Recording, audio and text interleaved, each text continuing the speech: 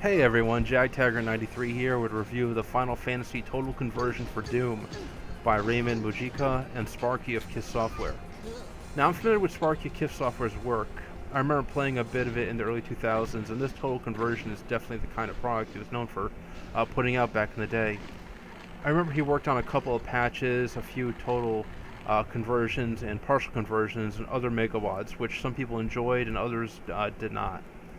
However, his willingness to put the work in to try something different, even silly at times, made him a familiar name in the community. Now, this total conversion of Doom is inspired by Final Fantasy III, and honestly, it's really a mixed bag. The overall product wildly fluctuates between cute and sloppy. This total conversion relies on a uniformly cartoonish presentation, and some of it works really well. For example, the animated Moogle face, by the way, that's our protagonist, the Moogle. That Moogle face in your HUD is a really nice touch. Also, all the weapons have been changed to the type of armament one would expect to see in Final Fantasy III. The mechanics of the weapons remain largely the same as the ones in Doom. However, the weapons feel authentic in their own right, and don't feel like hastily recolored and redubbed pistols and shotguns. That sin of lazily converted weapons, which other total conversions are guilty of, is thankfully not present here. The environments are a bit more underwhelming.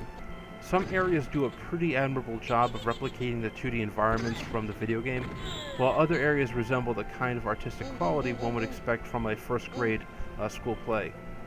Also, many of the levels are much too easy where one could just sprint right to the end, which is usually marked with a big honkin' exit sign right in the ground.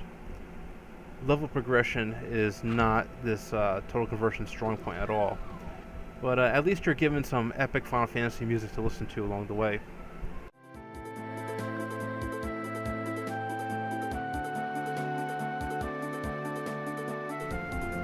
Admittedly, some of the levels are more well designed, especially those in the second and third episodes, as the Total Conversion's README file admits. The levels are organized in 3 episodes. Those episodes are Knee Deep in the Bushes, which sounds like a really sweet episode title for a Pokemon Total Conversion. The Shores of Doma, and Vector. The 4th episode, Thy Ass Kicked and Eaten, contains some deathmatch maps. The first episode contains the most simplistic maps overall, and can be treated as an optional tutorial. Many of the levels are sized and instructed as if they're meant for exploration.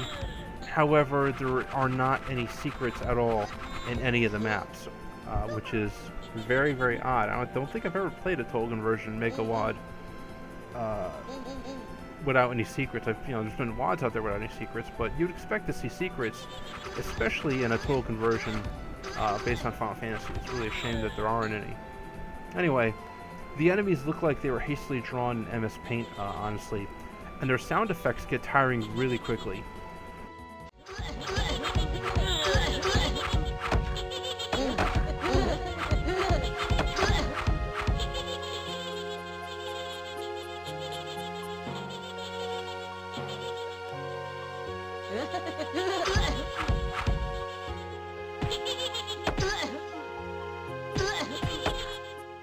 The one enemy you'll get thrown at you the most are these eyeless elves who, for some reason, have the same qualities as the hulking bull demons from the game.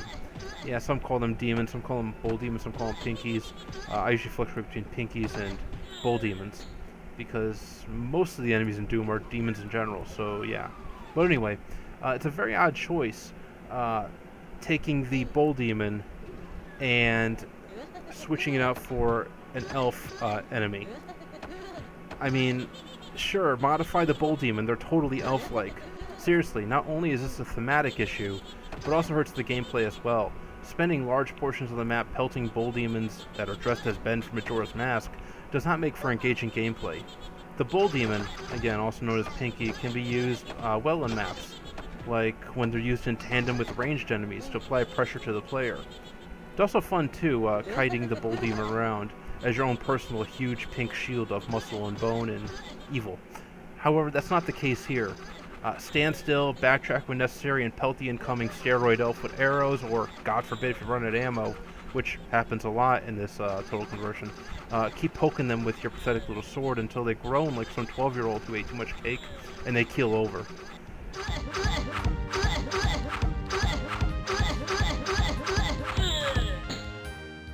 And then you repeat again and again and again and again, ad nauseum throughout each of the 3 episodes.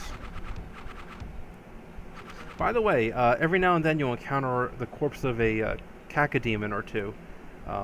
Heck if I know why. They're really out of place.